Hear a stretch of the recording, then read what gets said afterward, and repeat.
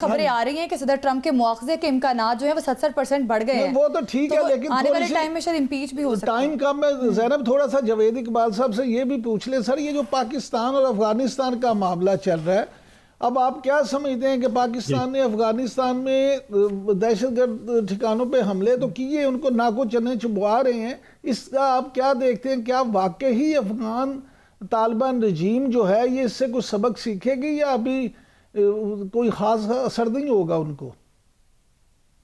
جی اگر سبق نہیں سیکھیں گے تو ایک بہت بڑی غلطی کریں گے میرے خیال میں. لیکن یہ ایک لانگ گیم ہے. افغانستان ہمارا ہمسایہ ہے اور ہمارے اس افغانستان سے تعلقات ہسٹوریکلی شروع سے ہی کوئی اتنے اچھے نہیں رہے، سوائے اس کے کہ کچھ چند سال ایسے تھے کہ جب ہم نے ایک اچھا ڈپلومیٹک ریلیشن شپ رکھا، کیونکہ اس میں جو انڈیا کا انٹرسٹ ہے اور وہ انڈیا کے ہاتھوں میں کھیل رہے ہیں. اور تو اس کی وجہ سے ایک بڑا اسٹرانگ میسج ابھی تو گیا ہے. دیکھیں کہ اگر وہ یہ بات ان کی سمجھ میں آ جاتی ہے کہ وہ ٹی ٹی پی کو سپورٹ نہ کریں، اور کیونکہ افغانستان ایک چابی ہے اس علاقے کی معیشت کی، کہ اگر افغانستان سٹیبل ہوگا، اس کے پاکستان کے ساتھ اور اس کے نیبرز کے ساتھ ریلیشن شپ ٹھیک ہوں گے، تو سینٹرل ایشیا سے کنیکٹیوٹی کی ایک راہداری ہے. پورے اس ریجن میں، اس خطے میں معاشی انقلاب آ سکتا ہے. امید ہے کہ وہ اس بات کو سمجھیں گے. عبداللہ امید گل صاحب، آپ تو ماشاءاللہ کیونکہ اس سارے معاملے کو بہت قریب سے جانتے ہیں، سمجھتے ہیں، یہ فرمائیے گا کہ آپ کے نزدیک افغانستان جو ہے پاکستان جس طرح سے اب وہاں سبق سکھا رہا ہے، کیا آپ نہیں سمجھتے کہ وہاں اس وقت دس از دی رائٹ ٹائم کہ وہاں پہ بھی پاکستان جو ہے اپنا کنٹرول حاصل کرے اور ایک جو بفر زون وہاں پہ کریٹ کیا جائے؟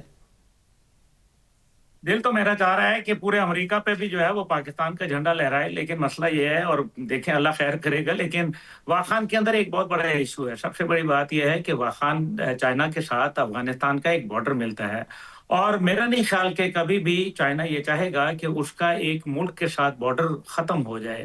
تو یہ ایک اہم ایشو ہے اس سلسلے میں. گو کہ 99.1 کلومیٹر یہ پٹی ہے، اور احمد مسعود جو احمد شاہ مسعود اور NRF کا اس ٹائم پہ لیڈ کر رہا ہے، نیشنل ریزسٹنس فرنٹ کا، وہ بھی یہ کہہ چکا ہے کہ اگر بدخشاں کے اندر پاکستان تھوڑی ہماری معاونت کرے تو ہم واخان کوریڈور آپ کے قدموں میں لا دیں گے. دوسری جانب پاکستان کے یہ آپریشن جاری رہیں گے جب تک کہ امریکہ کا چھوڑا گیا ایک $7.25 کروڑ کا اسلحہ وہ ختم نہیں کرتے، تلف نہیں کرتے، تب تک یہ ہمارے لیے ایک بہت بڑا چیلنج ہے. اس کی سب سے بڑی وجہ یہ ہے کہ ابھی افغانستان نے ہم پر حملہ کیا ہے، اور یونائٹڈ نیشن کی قراردادیں اور آرٹیکل 51 ہمیں اجازت دیتا ہے کہ ہم ان کے خلاف کارروائی جاری رکھیں. اگر ہم نے سیز فائر کر دیا یا اپنی تگدو ختم کر دی تو نتیجہ یہ نکلے گا کہ ہمارے پاس یہ انیشیٹو ختم ہو جائے گا، اور ایک دفعہ پھر وہ ری انفورسمنٹ اپنی جو ہے وہ برقرار کر کے اور پاکستان پہ پھر ایک دفعہ دہشت گردی کا حملہ کریں گے. کیونکہ بھارت جو ہے وہ کسی صورت یہاں خطے میں امن نہیں چاہتا، اور بھارت پاکستان کو بلیڈ آؤٹ کروانا چاہتا ہے. پاکستان نے بڑی انٹیلیجنس بیسڈ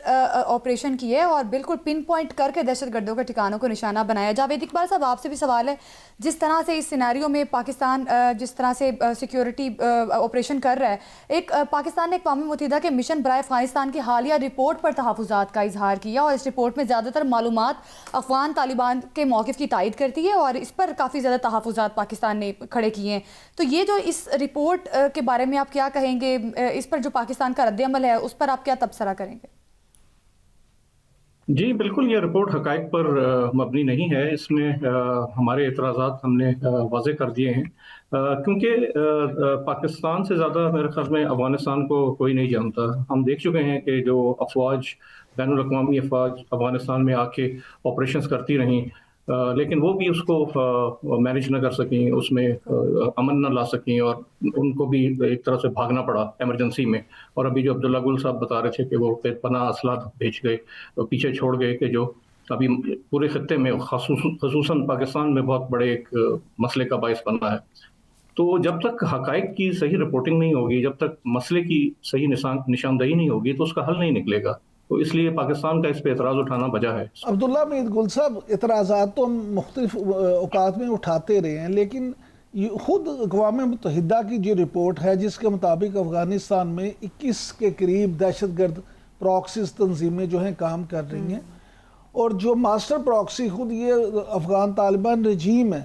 تو آپ اس سارے معاملے کو کس طرح سے دیکھتے ہیں؟ آپ کیا سمجھتے ہیں کہ جب تک افغان طالبان رجیم خود پورے خلوص نیت سے یہ معاملات حل نہ کرنا چاہے، کیا یہ معاملات حل ہو سکتے ہیں؟ نہیں، پیچھے کروا کون رہا ہے؟ یہ دیکھیں نا، اقوام متحدہ کی رپورٹیں موجود ہیں نا، آپ نے پڑھی ہیں، میں نے بھی پڑھی ہیں، سب نے پڑھی ہیں، جاوید صاحب نے بھی پڑھی ہیں. آپ مجھے یہ بتائیں کہ پھر ان سب کے باوجود وہ یہ بھی کہہ رہی ہے کہ یہ افغان طالبان رجیم کے زیر سایہ پل رہی ہیں، یہ بھی وہ انہوں نے کہا ہے. تو پھر امریکہ $160 ملین ہر مہینے ان کو کیوں ادا کر رہا ہے؟ ابھی تک انہوں نے 2021 کے انخلا کے بعد $19.5 کھرب ان کو کیوں دیے ہیں؟ او بابا، یہ $7.25 کھرب کا اسلحہ آپ کے لیے چھوڑ کے گئے ہیں.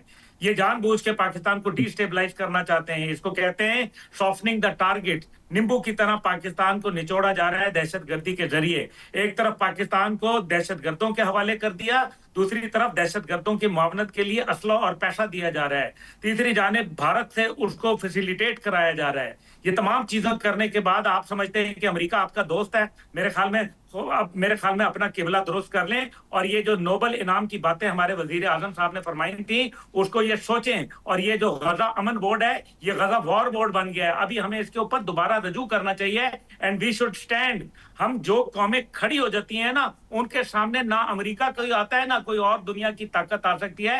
ان کی ایسی کی تیسی. یہ پاکستان کے نیوکلیئر پروگرام کے درپے ہیں. ان کو یہ اچھی طریقے سے پتا ہے کہ پاکستان کا نیوکلیئر پروگرام ان کے لیے زہر قاتل ہے، اسرائیل اور انڈیا کے لیے موت کا پیغام ہے. اور امریکہ کی چھتر چھایا کے اندر یہ کام کرنا چاہتے ہیں، واردات کرنا چاہتے ہیں. یہ پاکستان کے اوپر حملہ کرنا چاہتے تھے. یہی وجہ ہے کہ ڈی جی ISPR کو بیان دینا پڑ گیا باقاعدہ الجزیرہ ٹی وی کے اوپر کہ ہم ایک تسلیم شدہ نیوکلیئر ریاست ہیں، اور اگر کسی نے ہمارے ساتھ کوئی چھیڑخانی کی تو اثرات وہ ہوں گے جو دنیا نے اس سے زیادہ بھیانک اور ہولناک اثرات پہلے کبھی دیکھے نہ ہوں گے. یہ باتیں کیوں کی گئی ہیں؟ آپ سمجھیں اس بات کو.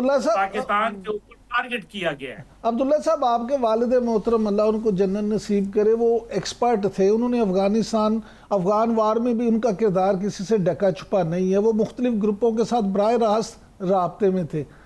وہ آپ سے بھی بہت ساری معلومات شیئر کرتے ہوں گے. اس تجربے کی روشنی میں ہمیں بتائیں کہ وہ کیا سمجھتے تھے افغان گروپوں کے بارے میں. اب یہ جو تضادات کی خبریں آ رہی ہیں کہ آپس میں پھوٹ پڑ گئی ہے، اس پس منظر میں ذرا تھوڑا سا سمجھائیں ہمیں یہ ایشو. دیکھیں سر، تھینک یو ویری مچ. آپ نے میرے والد صاحب کی تعریف کی. مجاہد اسلام جنرل حمید گل رحم اللہ کا شکر ہے جی. ایک پوری دنیا میں بڑی عزت کے نام سے دیکھے جاتے ہیں. ہمارے پاکستانی بہت پیار کرتے ہیں. دیکھیں، مسئلہ یہاں یہ ہے کہ اس زمانے میں 7 مختلف گروپ تھے اور ان کو ہم نے علیحدہ ڈیل کیا میرے والد نے. اور الحمدللہ جو ڈیل کیا اس کے نتیجے میں آپ دیکھیں کہ پاکستان کا مغربی بارڈر جو تھا وہ پرامن ہو گیا. لیکن اب ایک گروپ ہم سے کنٹرول نہیں ہو رہا. یہ میں اس میں کوئی دوسری رائے نہیں ہے. اس کا مطلب یہ ہے کہ ہمیں غور کرنا چاہیے کہ بھارت کو سپیس نہیں دینی چاہیے. اس سپیس دینے کا نتیجہ یہ ہوا کہ ہمیں جو سب سے پہلے جو 9/11 کے بعد پرویز مشرف نے ایک غلط یو ٹرن لیا تھا، اب ہمیں اسی یو ٹرن کو دوبارہ لے کے اس کو ایڈجسٹ کرنا پڑے گا. بہرحال دیر بدیر ہمیں افغانستان کے ساتھ معاملات کو بہتر کرنا پڑے گا. یہ میں ضرور کہوں گا کہ وہاں اس کے اوپر جو ناجائز مسلط رجیم اس ٹائم پہ طالبان کی بیٹھی ہے، یہ وہ طالبان نہیں ہے جو ملا عمر والے تھے. یہ کوئی طالبان کسی کے ریپرزینٹیٹیو نہیں ہے ماں سوائے انڈیا اور اسرائیل کے اور امریکہ کے، جو پاکستان کو ڈی سٹیبلائز کرنے میں اپنا کردار ادا کر رہے ہیں. میرا خیال ہے کہ ہمیں افغان قوم کے ساتھ بگاڑ نہیں پیدا کرنا چاہیے. افغانستان کے ساتھ ہمیں معاملات ٹھیک رکھنے چاہیے، لیکن ہمیں افغان طالبان رجیم کو ہر حالت کے اندر یہ باور کرانا پڑے گا کہ ہم پاکستان کے اندر کسی بھی قسم کی بھارتی ایما کے اوپر کی گئی دہشت گردی یا در اندازی کو قبول نہیں کریں گے.